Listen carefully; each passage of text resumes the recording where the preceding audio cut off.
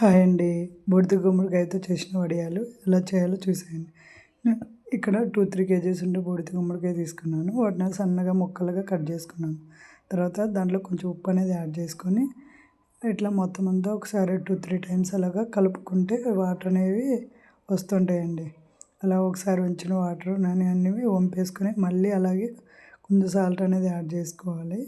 Add చేసుకున్న మళ్ళీ అలాగా మొత్తం అంతా మళ్ళీ ఒకసారి కలిపేసుకుంటుంటే వాటర్ వస్తాయి కదా, అది లాస్ట్ ఫైనల్గా మనం ఏంటంటే క్లాత్లోకి అంతా తీసేసుకొని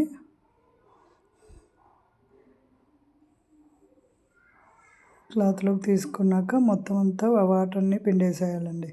దీనిలో కొంచెం మినపప్పు అనేది యాడ్ చేయాలి. ఇప్పుడు మనం 2-3 కేజీస్ బూడిద గుమ్మడికాయ తీసుకున్నాం కాబట్టి 1/2 కేజీ దాకా మినపప్పు అనేవి పడతాయి. మనం గుండ్లైన యూజ్ చేసుకో, పప్పు అయినా యూజ్ చేసుకో.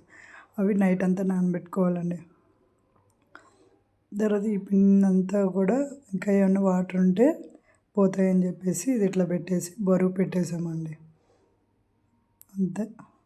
తర్వాత మరుసటి రోజు మార్నింగ్ దాంట్లో కొంచెం కారం స్పైసీగా కాలుగా మరీ చప్పగా ఉంటాయి కదా అవి, దాంట్లోకి పచ్చిమిర్చి అల్లం వేసి ఒక కచ్చపచ్చగా మిక్సీ పట్టుకున్నాం అండి.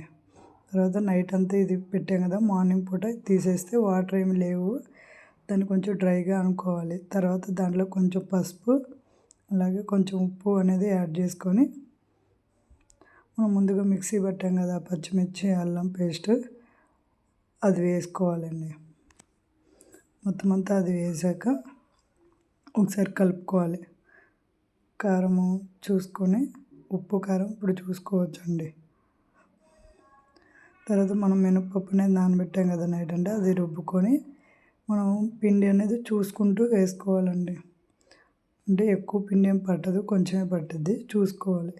అంటే మనం కలిపినప్పుడు ముద్ద అవ్వాలి, అంటే ఇరిగిపోకుండా మరీ ఎక్కువ ముద్దగా కాకుండా ముద్ద అవ్వాలి. మొత్తం అంతా చూసుకుంటూ వేసుకోవాలండి. మినపప్పు పిండి అనేది చూసుకుంటూ వేసుకోవాలి.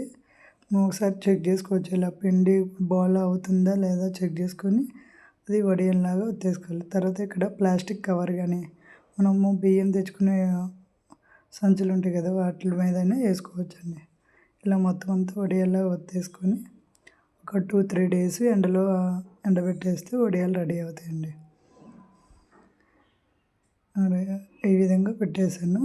ఏమన్నా పావురాలు తింటాయి అంటే బిల్డింగ్స్ మీద పావురాలు ఉంటాయి కదా, పావురాలు తింటాయి అనుకుంటే ఏదైనా పల్చడి చున్నీ అనేది పైన పెట్టేస్తే పావురాలు తినకుండా. అంతే అండి, గుమ్మడి వడియాలు రెడీ.